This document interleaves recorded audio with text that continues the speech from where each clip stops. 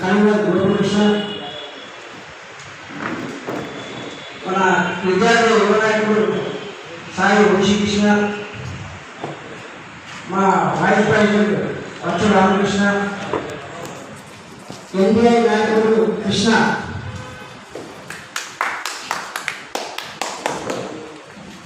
మన ఈ న్యాయ సేవ సాధన సమితి అధ్యక్షుడు పాషా,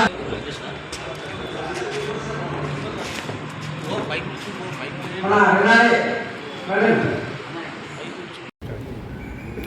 నా పేరు చెన్నోజు శ్రీనివాసులు, కార్పొరేట్ విద్యా నియంత్రణ జేఏసీ ఆధ్వర్యంలో మరియు తెలంగాణ లెక్చరర్స్ ఆఫ్ ఆర్గనైజేషన్ ప్లాట్ సంయుక్త ఆధ్వర్యంలో ఈరోజు ఫీజుల నియంత్రణ కమిటీ, వేతనాల కమిటీ, ఉద్యోగ భద్రత ప్రభుత్వాలు సత్వరమే ఏర్పాటు చేయాలని ఈరోజు సమావేశం ఏర్పాటు చేయడం.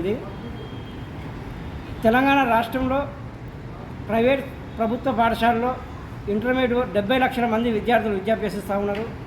40 కేజీ నుంచి ఇంటర్మీడియట్ వరకు 40 లక్షల మంది విద్యార్థులు చదువుకుంటూ ఉన్నారు. ఈ ప్రైవేట్ కార్పొరేటివ్ స్కూల్లోకి వెళ్ళే తల్లిదండ్రులంతా సంపన్నులు కాదు, అతి సామాన్యులు, నిరుపేదలు, రోజువారీ కూలి చేసుకునే ఇబ్బంది. 1 ఎకరం 2 ఎకరాల రైతులు కూడా ఈరోజు ప్రభుత్వ బడుల మీద, ప్రభుత్వ విద్య మీద నమ్మకం కోల్పోయి అప్పులు చేసి ఆస్తులమ్మి, ఉన్న పుస్తలమ్మి, పశు సంపద అమ్మి, భూములమ్మి ఈరోజు పెద్ద ఎత్తున ఖర్చు చేస్తూ ఉన్నారు చదువు గురించి. అయినా కానీ ప్రభుత్వ నియంత్రణ పొరబడి విచ్చలవిడిగా రూల్స్ రెగ్యులేషన్ పాటించకుండా పేదలకు విద్యను దూరం చేస్తూ ఉన్నారు.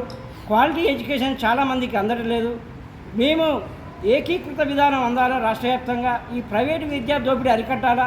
ఈ ప్రైవేటు విద్యను తెలంగాణ రాష్ట్ర పొలిమేర నుంచి దాటించాల్సిన అవసరం, సమయం ఆసన్నమైంది మేము అనుకుంటా ఉన్నాం.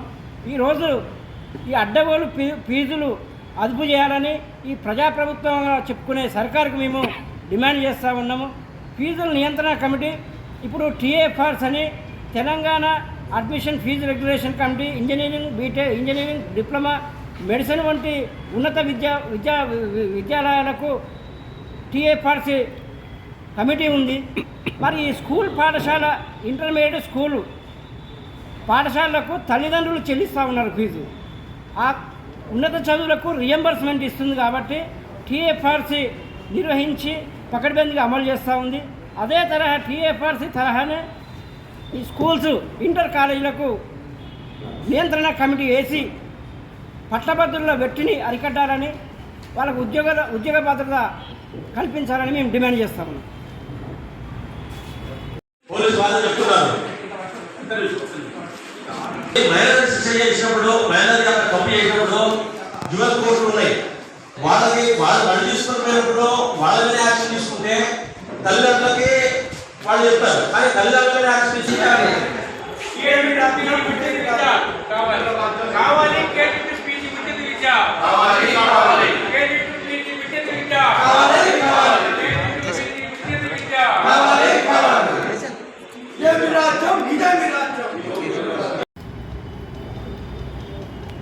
కామేశ్వరరావు, రాజ్యాంగ పరిరక్షణ వేదిక ప్రధాన కార్యదర్శిగా మాట్లాడుతున్నాను.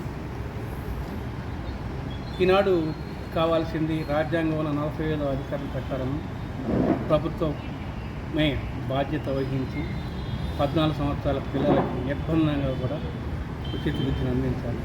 కానీ ఆ పని చేయకుండా ప్రభుత్వం ఈ యొక్క ప్రైవేట్ స్కూల్స్ని, కాలేజెస్ని ఎంకరేజ్ చేస్తూ విపరీతంగా ఫీజులు వసూలు చేయడానికి అవకాశం చేస్తుంది. అలాగే అక్కడ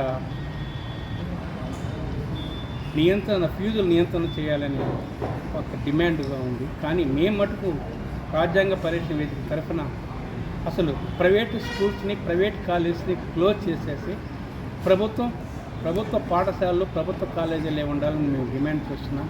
ఇప్పుడు సాధ్యం కాదు ఈ ప్రభుత్వాల వలన. కానీ ఫీజులు నియంత్రణ చేసి అక్కడున్న లెక్చరర్స్కి, టీచర్స్కి సరైన జీతాలు అందించేసి, తర్వాత 2010 విద్యా హక్కు చట్టం ప్రకారం 25% పిల్లలకి ఉచితంగా అక్కడ పాఠశాలలో, కాలేజీల్లో ఇవ్వాలని, అక్కడ యూనిఫామ్స్, తర్వాత పుస్తకాలు కూడా ఫ్రీగా అందించాల్సిన బాధ్యతను తీసుకోవాల్సిందిగా విజ్ఞప్తి చేస్తున్నాం. అంతేకాకుండా ప్రతి పుస్తకంలో కూడా రాజ్యాంగం యొక్క పీఠికని ప్రింట్ చేయాలని, తర్వాత ప్రేయర్స్లో స్కూల్స్ ప్రేయర్స్లో రాజ్యాంగ పీఠికని ప్రేయర్లో చదివించాలని కూడా రాజ్యాంగ పరిరక్షణ వేదిక డిమాండ్ చేస్తూ ఉంది. ఈ ఫీజు నియంత్రణ మండలి తప్పకుండా తీసుకున్న కార్పొరేట్ నియంత్రణ మండలి తీసుకున్న ఈ యొక్క డిమాండ్ని రాజ్యాంగ పరిరక్షణ వేదిక సమర్థిస్తుంది. తర్వాత ఉపాధ్యాయులకి లెక్చర్లకి జీతాలు పెంచాల్సిన అవసరం, జీతాలు ఇవ్వాల్సిన అవసరం ఎంతైనా ఉంది. కానీ మా దీంతో పాటు అసలు ప్రైవేటు విద్యా సంస్థలని క్లోజ్ చేయాలని రాజ్యాంగ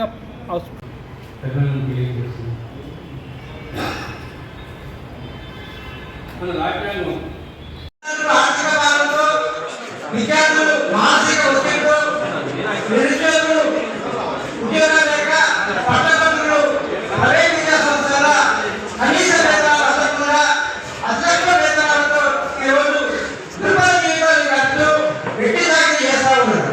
ఈ ప్రజాస్వామ్య ప్రభుత్వం ప్రజాపాలన అని చెప్పుకుంటున్న రేవంత్ రెడ్డి గారు సత్వరమే తల్లిదండ్రులు దోపిడీ విద్యా విధానం పై ఫీజు నియంత్రణ కమిటీ ఏర్పాటు చేసి ఏ ఒక్క సామాన్యుడు కూడా తరగతి గది నుంచి డ్రాపౌట్ కాకుండా వెంటిలేటర్ బహిష్కరణ లేకుండా తెలంగాణ రాష్ట్రంలో సామాన్యులకు సంపన్నులకు ఏకీకృత విధానం అందించాలని, అదేవిధంగా షూస్, డ్రెస్, నోట్బుక్స్ అన్ని ఒకే తరహా అందేలా చర్యలు తీసుకోవాలని, ఎన్సీఆర్టీ టెక్స్ట్ బుక్స్ మాత్రమే చదివేలా చూడాలని, ప్రైవేట్ యాజమాన్యాలు ముద్రించుకున్న ఆధార్ చేస్తున్న పుస్తకాలను రద్దు చేసి అటువంటి గుండెలను పాల్పడ్డ పాఠశాలపై చర్యలు తీసుకోవాలని ఈ ప్రభుత్వాన్ని డిమాండ్ చేస్తాము.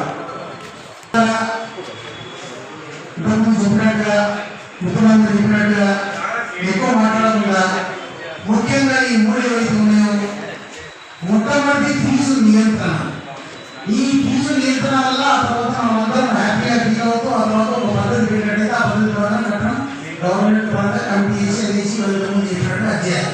రెండవది తప్పకుండా ఎంప్లాయీస్ భద్రత, ఇష్టపడ్డ తీసుకోవడం తీసేయడం ఇది కాకుండా వేతనాలు ఒక సవరణ ఉండాలి, ఒక పద్ధతి ఉండాలి, సీనియర్ ప్రధానం ఇవ్వాలి.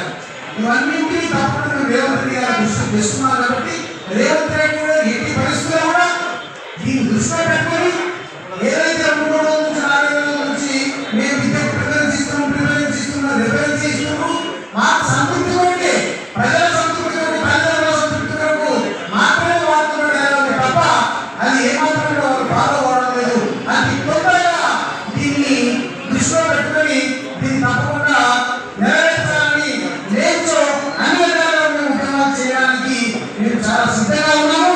అన్నింటికీ మేము ఆ తర్వాత ప్రాణ త్యాగం చేయడానికి మేము సిద్ధంగా ఉన్నామని చెప్తూ మరీ ఈరోజు మేనేజ్మెంట్ చైతన్య నారాయణ ఈరోజు ఏదైతే విద్యాశాఖ దగ్గర పెట్టుకున్నాడు కాబట్టి ధన్యవాదాలు రైతున్నారు కాబట్టి తప్పకుండా నెరవేర్చాలని రేవంత్ రెడ్డి గారిని మళ్ళీ కోరుతున్నాము. Thank you very much. Police వాళ్ళు చెప్తున్నారు మైనర్ శిక్ష చేసినప్పుడు మైనర్ తప్పు చేసినప్పుడు డ్యూయల్ కోర్టులు ఉన్నాయి. వాళ్ళు బడి తీసుకున్నప్పుడు వాళ్ళ మీద యాక్షన్ తీసుకుంటే తల్లిదండ్రులకి వాళ్ళు చెప్తారు, కానీ తల్లిదండ్రులనే యాక్షన్ తీసుకుంటారు.